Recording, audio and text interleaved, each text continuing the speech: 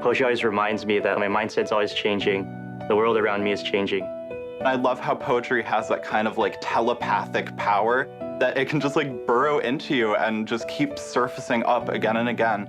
It really is storytelling, and it really is an opportunity to be a young person and be a young Black woman and really have my stories come from my voice and come from my own body.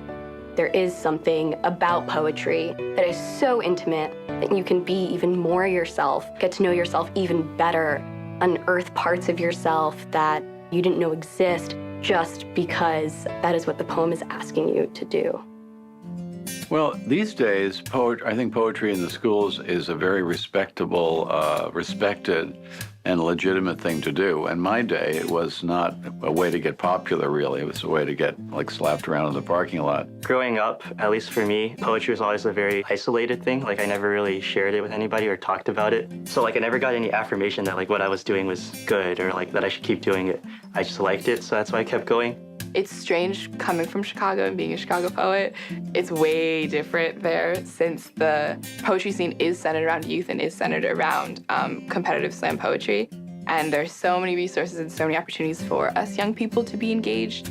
And so in Chicago, like, being a poet is super cool. If you've paid attention to poetry recently, you know that there's a lot of very readable poetry out there, tons of it. I think hip-hop, rap, the popularity of Hamilton, they're all bringing poetry, they're returning poetry to the ear and song. And that's really the historic origins of poetry. I do think that poetry is actually the most accessible of art forms because the tools of poetry are the everyday. You have to savor poetry, you have to live in it.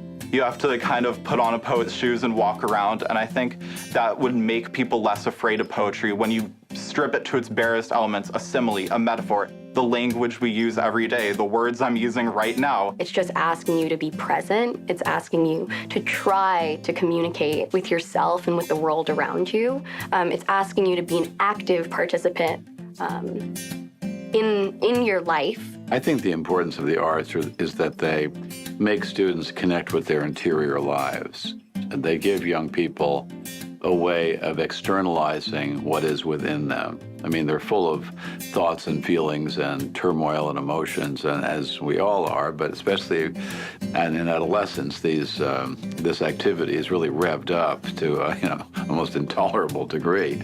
And dance, poetry, painting, whatever it is, it gives a legitimate way so young people get in touch with their interior lives, as they all are. I think the National Student Poets Program and Scholastic Art and Writing Awards are the prime example of showing how to engage with the public and get rid of, like, this idea that poetry is inaccessible to people.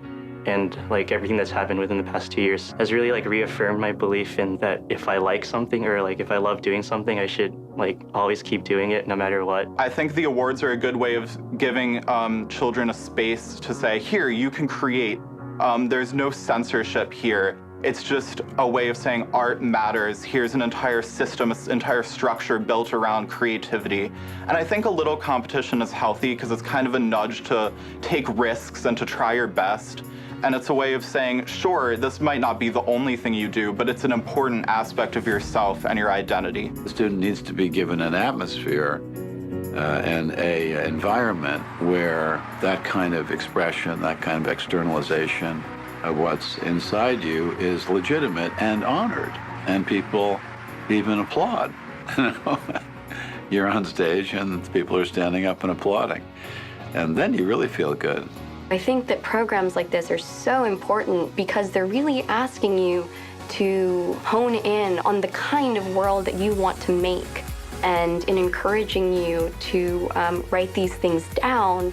Maybe it's a rehearsal for making the world the place that you want to live in. When I write a poem, I can write the exact world that I want to live in, the exact person that I want to be, the exact community that should exist and hopefully will exist.